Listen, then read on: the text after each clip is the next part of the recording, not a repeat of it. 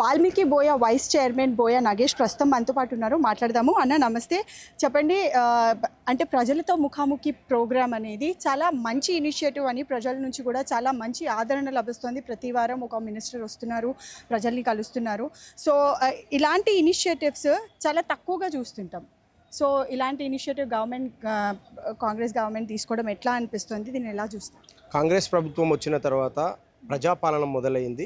ప్రజాపాలనలో ముందస్తుగా ఏదైతే ప్రజాభవన్ ఉండేనో గతంలో దాన్ని ఇలా ప్రజలకు అంకితం చేయడానికి దాని చుట్టూ ఉన్న కంచె తీసేసిన తర్వాత మా గౌరవ ముఖ్యమంత్రి వర్యులు మా పిసిసి అధ్యక్షులు మహేష్ కుమార్ గౌడ్ గారి నేతృత్వంలో గాంధీ భవన్లో ఒక చక్కటి చారిత్రాత్మక నిర్ణయం తీసుకొని ప్రజల దగ్గరికే మంత్రి రావాలనే ఒక యోచనతోని, ఎందుకంటే నియోజకవర్గానికి వెళ్తే ఆ ఒక్క నియోజకవర్గం వాళ్ళే కలుస్తారు, ఒక జిల్లాకి వెళ్తే ఆ జిల్లా వాళ్ళే కలుస్తారు. గాంధీ భవన్ అంటే హైదరాబాద్ సెంటర్లో ఉంటుంది, తెలంగాణ రాష్ట్రానికి నడిబొడ్డున ఉంది. కాబట్టి ఇక్కడికి వస్తే అన్ని సమస్యల మీద ప్రతి ఒక్క మంత్రిని ఈరోజు వాళ్ళ ఇబ్బందులను బట్టి కలెక్టర్కు ఉండొచ్చు, కమిషనర్కు ఉండొచ్చు, వాటర్ వర్క్స్ ఉండొచ్చు, లైటింగ్ సమస్య ఉండొచ్చు, అదేవిధంగా రోడ్ సమస్య ఉండొచ్చు, రకరకాలుగా వాళ్ళకున్న ఇబ్బందులు ఏమున్నా కానీ కూడా పరిష్కరించి వెంటనే ఏ విషయం వచ్చినా కానీ కూడా ప్రజాపాలన ఏర్పడిన 6 నెలలనే ఈ యొక్క కార్యక్రమాన్ని తీసుకోవడం జరిగింది.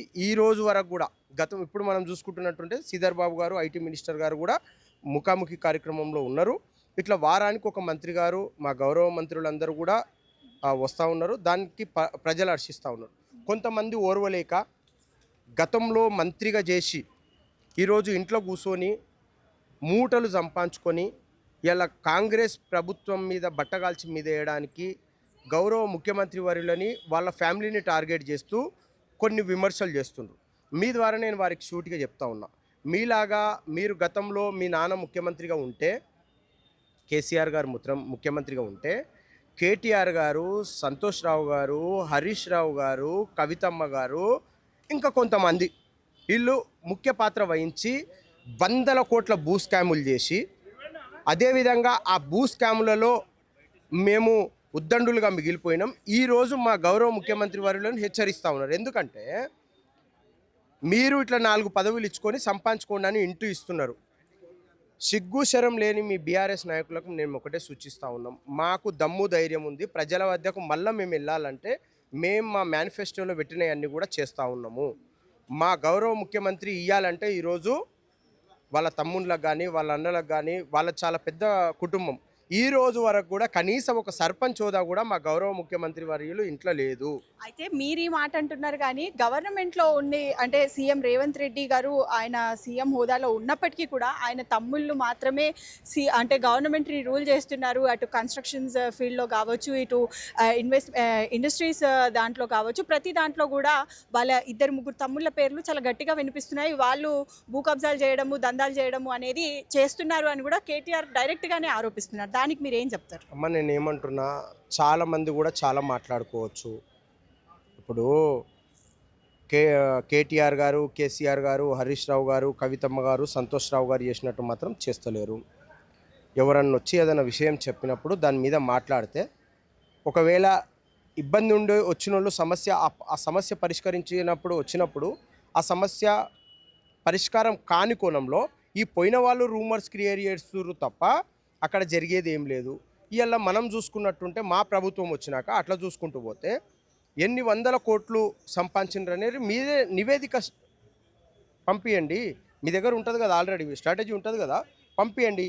మా గౌరవ ముఖ్య తిరుపతి రెడ్డి ఇంత సంపాదించిండు, మా కొండలరెడ్డి ఇంత సంపాదించిండు అని చెప్పేసి మీ నివేదిక మా దగ్గర ఉంది. చూపెట్టమంటారా? రేపు గణపారి దగ్గరికి వస్తారా, అమరవీరుల స్తూపం దగ్గరకు వస్తారా, లేదంటే అంబేద్కర్ స్టాచ్యూ దగ్గరికి వస్తారా? రండి. మేము ఎన్ని అక్రమాలు చేసినామో, మా గౌరవ ముఖ్యమంత్రి కుటుంబం ఎన్ని అక్రమాలు చేసిందో బయట పెడదాము. గతంలో మీరు ఎంపీలుగా, ఎమ్మెల్యేలుగా, రాజ్యసభ ఎంపీలుగా, మంత్రులుగా మీ ఇంటి కుటుంబ సభ్యులు నడిపి మీరే ఎన్ని అక్రమాలు చేసారో మా దగ్గర చిట్టా ఉంది. మీ ద్వారా నేను ఏం చెప్తా ఉన్నా అంటే, మాట్లాడుకోవడానికి చాలా ఉంటుంది, కానీ చర్చించుకున్నప్పుడే దాని యొక్క ఉన్నతి తెలుస్తుంది. విచ్చలవిడిగా మాట్లాడితే కేటీఆర్ గారు మీరు గౌరవ ఐటీ మంత్రిగా పనిచేసిండ్రు, మున్సిపల్ మంత్రిగా పనిచేసిండ్రు, అదేవిధంగా వర్కింగ్ ప్రెసిడెంట్గా ఉన్నారు. మిమ్మల్ని కాపాడుకునే హోదా లేక, ఏదో మతిస్థిమితం లేక, చిత్తశుద్ధి లేక అన్ని కోల్పోయినాం, ఏదో కోల్పోయినాం కదా అని చెప్పి నీ ఇష్టం ఉన్నట్టు మాట్లాడితే నిన్ను కూడా పిచ్చోడని అనుకుంటారు. నీకు కనీసం నీ సిరిసిల్లనే కాదు తెలంగాణ రాష్ట్రంలో కొద్దిగా హోదా ఉంది, అది కాపాడుకోవాల్సిన బాధ్యత నీ దగ్గర ఉందని చెప్పి మీ ద్వారా కేటీఆర్ గారికి తెలియజేస్తా ఉన్నాను. అయితే రీసెంట్గా కూడా చూసుకుంటే హరీష్ రావు గారు ఇటు మహేష్ కుమార్ గౌడ్కి కావచ్చు, అలాగే దయాకర్ గారికి కావచ్చు, అలాగే సామ రామ్మోహన్ రెడ్డికి కూడా క్షుద్ర పూజలు చేస్తున్నారు అని నా పైన లేనిపోని అపోహలు సృష్టిస్తున్నారు. అండ్ హిందుత్వాన్ని అడ్డం పెట్టుకొని అంటే ఒక టెక్నికల్గా సైంటిఫికల్గా ముందుకు వెళ్ళాల్సిన వాటికో ప్రజలని మభ్యపెడుతున్నారు, ఇలాంటి వాటిని ఎలిగేషన్స్ పెడుతూ అంటూ కూడా ఇచ్చేశారు. దానికి ఏం చెప్తారు? మా మహేష్ కుమార్ గౌడ్ గారు ప్రజలతోని అనునిత్యం ఎలా పాపం సామ రామ్మోహన్ రెడ్డి గారు నాతో పాటు గతంలో కార్పొరేటర్గా పోటీ చేయడం జరిగింది. మేమిద్దరం కలిసి చాలా మంచి అంటే చాలా కింది స్థాయి నుంచి వచ్చిన వ్యక్తి. వాళ్ళందరి మీద హరీష్ రావు గారు ఇలా మా సామ రామ్మోహన్ గురించి మాట్లాడుతుందంటే ఇక హరీష్ రావు గారికి మతి ఉందా లేదా అనేది హరీష్ రావు గారు తెలుసుకోవాలి. మీరు తిరువన్నమలై సమేతం ఉంది, మీరు ఎందుకు పోయిండ్రు అనేది మీకు వివరణ మేము అడుగుతున్నాం. మీరు చెప్పకుండా మీరు క్షుద్ర పూజలు, మేము ప్రజలని నమ్ముతాము, మేము సైన్స్ని నమ్ముతాము, మేము ఉద్యోగులను నమ్ముతాము, నిరుద్యోగులను నమ్ముతాము, డాక్టర్లను నమ్ముతాము, యాక్టర్లను నమ్ముతాము, సినీ ఫీల్డ్లను నమ్ముతాము, మేము కర్షకులను నమ్ముతాము, కార్మికులను నమ్ముతాము, ఆ భగవంతుని నమ్ముతాము, అల్లాని నమ్ముతాము, యేసు ప్రభుని నమ్ముతాము.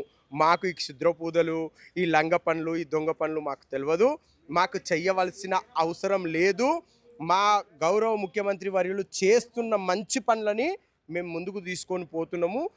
మీరు చేసే అన్యాయాలు అక్రమాల గురించి మీరు క్షుద్ర పూజలు, మీరు ఇంకేదన్నా మీ ఫామ్ హౌస్లలో, మీ గెస్ట్ హౌస్లలో మీరు ఏదన్నా హోమాలు ఇంకేమైనా చేసుకుంటే చేసుకోండి, కానీ మీరు చేసే పనులు మాకు రుద్దితే మాత్రం మంచిగా ఉండదని చెప్పి హరీష్ రావు గారికి మీ ద్వారా హెచ్చరిస్తూ ఉన్నాం. థ్యాంక్ యూ అమ్మా.